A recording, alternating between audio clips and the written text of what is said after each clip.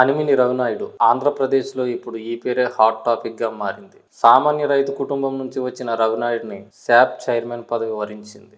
ఏపీలో ఇటీవల ప్రకటించిన నామినేటెడ్ పోస్టుల్లో కీలకమైన sports authority of Andhra Pradesh SAAP చైర్మన్గా రవినాయుడిని సీఎం చంద్రబాబు నాయుడు నియమించారు. టీడీపీ అధినేత చంద్రబాబు నాయుడు, యువనేత లోకేష్ స్ఫూర్తితో రవినాయుడు విద్యార్థి నాయకుడిగా తన రాజకీయ ప్రస్థానాన్ని ప్రారంభించారు. కుటుంబ సభ్యుల ఆశీస్సులు, సీనియర్ నేతల ప్రోత్సాహంతో రవినాయుడు తనను తాను విద్యార్థి నాయకుడిగా, యువ నాయకుడిగా తీర్చిదిద్దుకున్నారు. పార్టీ అధిష్టానం ఏ పని చెప్పినా తోచా తప్పకుండా 100% పనిచేసి న్యాయం చేసేవారు. ఎటువంటి పదవులు ఆశించకుండా పార్టీ బలోపేతమే లక్ష్యంగా పనిచేయడమే ఆయనకు ఈరోజు ఇంతటి కీర్తిని తీసుకొచ్చింది.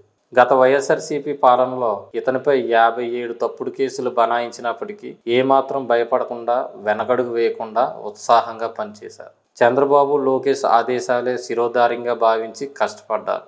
2005లో తిరుపతి ఎస్వి ఓరియంటల్ కాలేజ్ అధ్యక్షుడిగా, 2006లో చంద్రగిరి నియోజకవర్గ టీఎన్ఎస్ఎఫ్ అధ్యక్షుడిగా ఆయన పనిచేశారు. 2007లో ఎస్వి యూనివర్సిటీ టీఎన్ఎస్ఎఫ్ ప్రధాన కార్యదర్శిగాను, 2008 నుంచి 2010 వరకు ఎస్వి యూనివర్సిటీ అధ్యక్షుడిగా ఆయన విధులు నిర్వహించారు. 2010 నుంచి 2015 వరకు టీఎన్ఎస్ఎఫ్ చిత్తూరు జిల్లా అధ్యక్షుడిగాను, 2015 నుంచి 2020 వరకు టీఎన్ఎస్ఎఫ్ జాతీయ సమన్వయకర్తగాను ఆయన బాధ్యతలు చేపట్టారు. 2020లో తిరుపతి పార్లమెంట్ యూత్ అధ్యక్షుడిగాను, 2021లో తెలుగు యువత రాష్ట్ర ప్రధాన కార్యదర్శిగాను ఆయన పనిచేశారు. ఆ తర్వాత టీడీపీ కార్యక్రమాల కోఆర్డినేటర్గా ఆయన కొనసాగారు. లోకేష్ ప్రారంభించిన యువగలం వాలంటీర్ల కోఆర్డినేటర్గా, నిజం గెలవాలి టూర్ కోఆర్డినేటర్గా, శంకారావం టూర్ కోఆర్డినేటర్గా ఆయన రాష్ట్రమంతా పర్యటించి తన బాధ్యతలను తోచా తప్పకుండా నిర్వర్తించారు. అదే క్రమశిక్షణ,